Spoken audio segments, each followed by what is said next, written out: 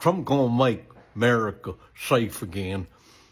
He opened that attention center. Gonna put all the people in there, detention center. I can't pay my rent this month. You voted for Trump. How do you feel now? Horrible. Horrible. What did you vote for? I voted for change, but I didn't vote for this change. Through tears, wearing an ICE-issued uniform, Cynthia Oliveira. Dear MAGA, tell me how the big, beautiful bill is going to make your life better. Go. You do realize that most of you aren't in the right tax bracket to be celebrating, right?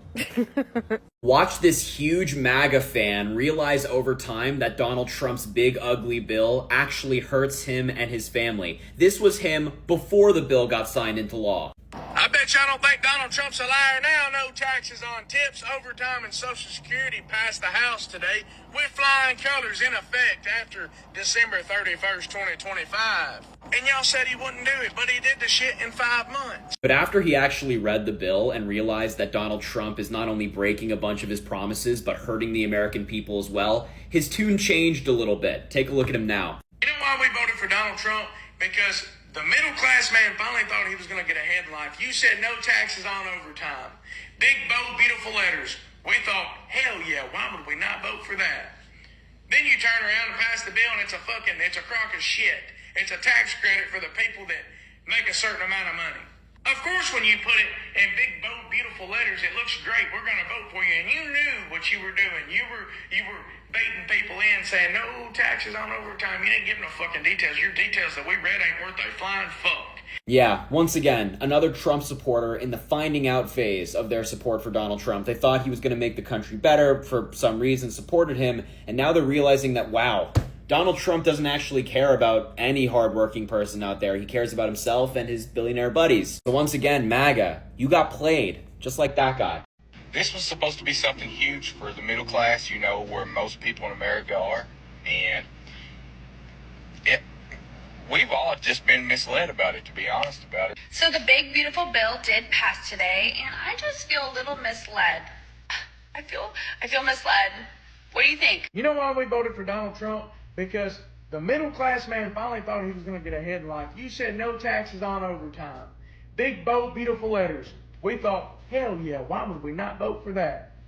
Then you turn around and pass the bill and it's a crock of shit. Well, who would have seen that coming?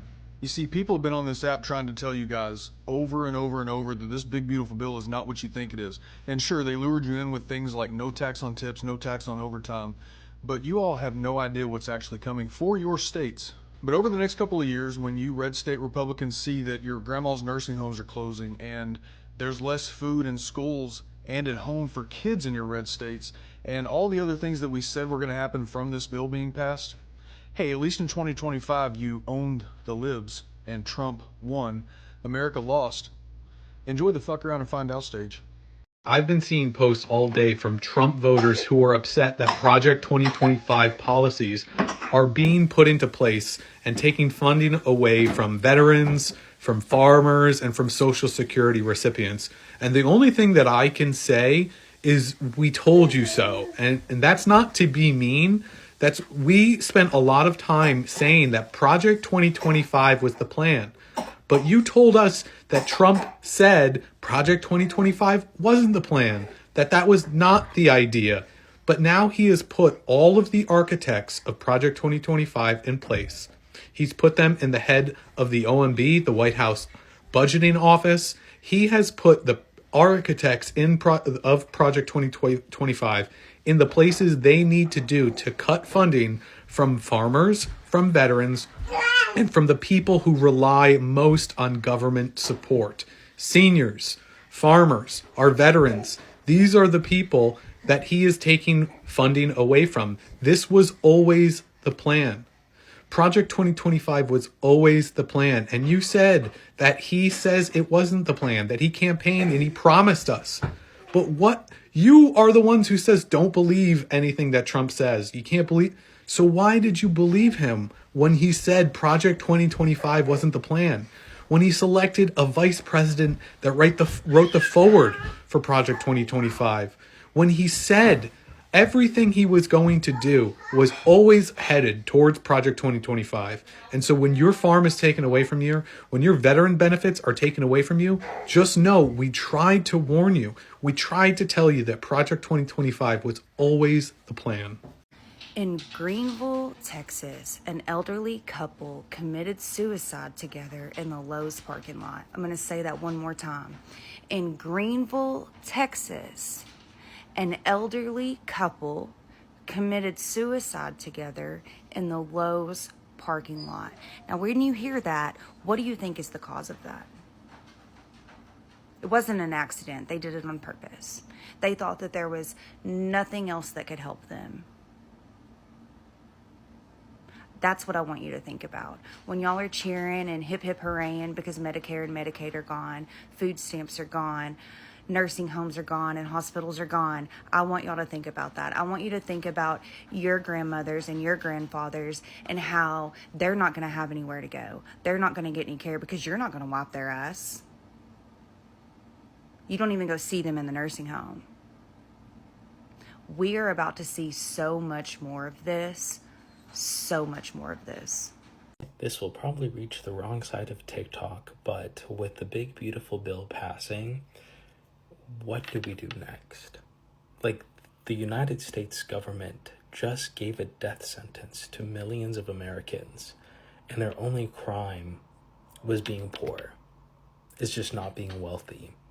And it's a execution sentence. And they're joyful about it. While the billionaires get to get more yachts, more tax breaks, more money, more mansions. And they're celebrating it. While kids will go starving, kids, adults, the elderly won't get the health care they need to survive. And in America, we already have a messed up healthcare system where people won't even call 911 on themselves because they're afraid of the hospital bill. People are afraid to go to the hospital because they can't afford it. And then now they're cutting these social programs that are supposed to help people.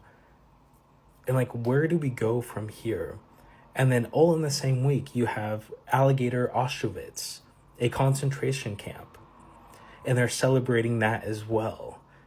Joking about how we should feed the immigrants to the alligators, how we should live stream it, how Trump wants to make immigrants run away from alligators and he finds it funny. Like, how do we get past this? Because I'm not seeing any way where the other side, MAGA, could just suddenly change their mind and learn empathy or critical thinking skills. It's like there is no line they won't cross.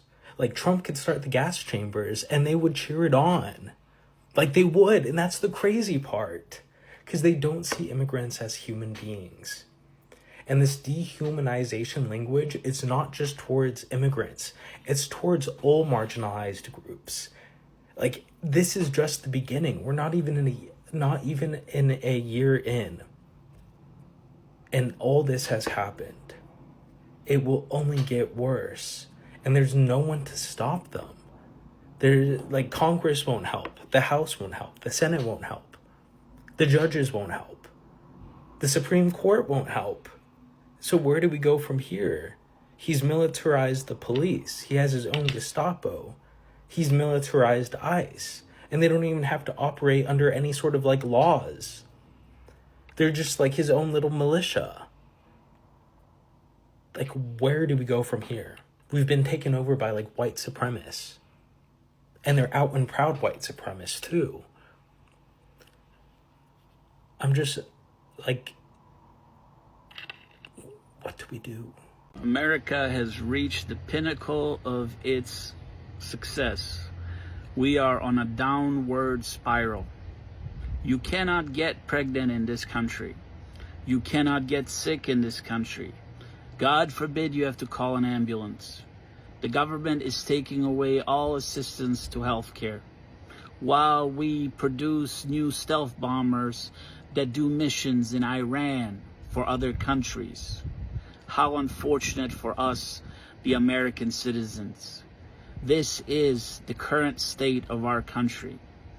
You cannot get sick God help you if you do. Our government, they're all 90 years old, and all they care about is staying in office. They don't care whether you can survive. They don't care whether you're in debt. They don't care whether the banks take your home or your car or everything from you. Because you do not dare get sick in this country. The United States is now two different countries because of this Supreme Court ruling. That is not me being hyperbolic. That is not me fear-mongering. That is what is happening right now. They functionally eliminated the federal judicial system. I really cannot emphasize enough just how socially destructive this is for our country. If you live in a red state, there is no rule of law. Your constitutionally guaranteed rights can now be openly infringed on, and if your attorney general does not sue on behalf of you as a populace in your state, it just doesn't matter, right? So the Constitution now acts differently in red states compared to blue states. With this ruling, the court is telling you that the executive branch is allowed to violate the law, violate the Constitution. It doesn't matter. Unless there is a lawsuit individually in every single state, they will be allowed to break the law somewhere in the United States. The Supreme Court did not need to do this. They wanted to do this. The entire case was about birthright citizenship. But because the administration's claim is so blatantly illegal and unconstitutional that if you took a third grader and put the Constitution in front of them, even they'd be able to tell you that you cannot undermine birthright citizenship in this country, that the Supreme Court was like, all right, we don't want to touch that. We can't talk about that. So instead, we'll rule on the issue of nationwide universal injunctions. Just because. There is no more rule of law in this country, okay? The Constitution is not uniformly applied across the states anymore. And I don't see how we move on from this as a country. If you have the ability to do so and you live in a red state, I would strongly recommend moving to a blue state. And if you have an election coming up, if your gubernatorial candidates are being voted on in November, you got to take that shit seriously, okay? New Jersey has an election coming up, and we could go red, right? And if that's the case, there is just no more rule of law in New Jersey. Like, we cannot allow blue states to flip. It's getting fucking scary out here. America as we know it is done, and I'm kind of pissed off about this. I've been shot at, blown up, watched friends die for this country. And it's done. It's gone. And it's all white supremacists' fault. MAGA, Republicans, all of them. Billionaires. Oh, and we can't forget Israel's blood money on top of that. Hello, my fellow Americans. I'd just like to understand if everybody here understands what filial laws are. Because frankly, if they do pass this budget bill that they're talking about passing and Medicaid gets basically defunded to the tune of like $1 trillion, well, hospitals that rely on that funding and nursing homes that rely on that funding, well, they're basically going to have to go back to privatized care. And if they go back to privatized care, well, I'm going to be honest with you, a couple shareholders are going to get rich. Our claims are going to get automatically set to denials. And, you know, we're going to be on the hook financially because filial laws. And filial laws are applying in like 30 states. So you should really understand what that's going to mean for you. Because basically it's saying that they can hold you civilly or criminally liable for not paying for your elderly parents and or in some cases grandparents medical care. Okay, in my situation, you may only have one living parent left, and he might have been an abusive piece of shit because he was an alcoholic and an addict. And honestly, you might not want to do that. You might rather want to go to jail than do that. So frankly, I think everybody should understand what it is that these people are voting for. And I know a lot of people were concerned about overtimes and taxes and taxes on tips and things. That's just the tip of the damn iceberg when it comes to this bill, okay? And a lot of people that are voting for it haven't even read the whole thing. They've basically said that, okay, which I don't understand how that's even possible because I know in my past position, if I didn't read a contract but I bound the company to it, I'd be held fucking liable for that shit, okay? So I would just like to understand what it is we're all doing. And I would also like to understand why it is that MAGA Republicans seem to think that it's okay for their leaders to lie to them, because they said they weren't going to cut Medicaid funding, and they also said that they weren't going to, you know, enact Project 2025. But here we are. But when I told y'all Candace Owens was getting paid to run one of the largest smear campaigns against Kamala Harris, I was crazy, right? But now she's trying to backtrack and blame it on Christianity as to why she no longer supports Trump. It's not Christianity that's got her concerned. It's the fact that they're not paying her anymore, and she thought that her husband in proximity to whiteness and slandering Kamala Harris was gonna get her on the up and up with Trump. Promised her a seat just like they promised everyone else a seat, but guess who didn't get one? Because they're still a black woman. I don't know why you thought you were the exception. You were not the exception, you were the rule. Forget, you were posting 12 videos a fucking day during the election talking about Kamala Harris and why no one should vote for her. Let's play the video. But I want to say this, like, quite seriously. 4 years ago, in 2020, I had no kids. It's an incredible thing to think about. I had 0 children, and now I have 3 children. And I'm so serious when I say that I was so concerned about Kamala winning that my husband and I were having serious discussions about what will happen, what can we do, what is our option. And I know that we're not the only family that truly thought about where will we go if you want to get on here and cry baby tears and say no one told you that Trump was going to be like this. He was never like this. Everybody told you. And you were going to college campuses with fucking Charlie Kirk debating feminists and black women, calling them wrong and saying they had equal privilege as a white man. They paid you for a job. You did that job. But see, just like everybody else that the Trump administration took that job from that they were offered during the election, you're not going to get that seat that you wanted. You're not getting the seat in the administration that you thought you were going to get. No black person ever was, especially not a black woman. And now you're trying to go back to your other blogging page to try to rekindle some of that money you were making during the election. Not happening, Candace. We know who you are. This is a question for MAGA. And I'm literally looking for genuine, open dialogue here. I'm not even joking.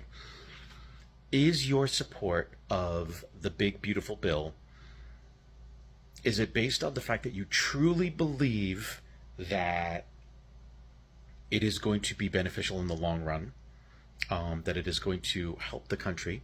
I mean, we see a lot of information coming out saying that this is going to increase the deficit substantially.